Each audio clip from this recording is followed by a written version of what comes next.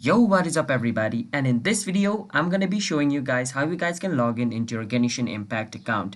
And it's pretty simple. So yeah, be sure to watch this video until the end without skipping, because if you skip, then you guys might get confused. So let's start the video. First thing, you wanna go to your search engine and search for Genshin Impact login.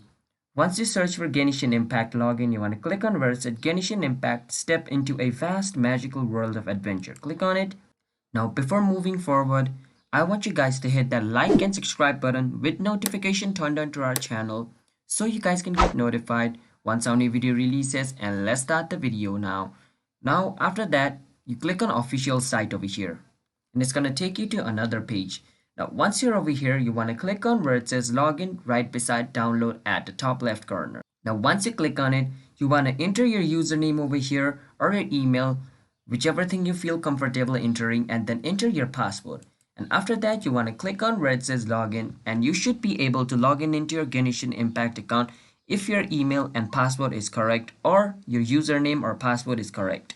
But if you can't, then basically your username or your password is incorrect or both of them is incorrect. So make sure to check both of them if they are correct and then click on login, and you should be able to log in into your account.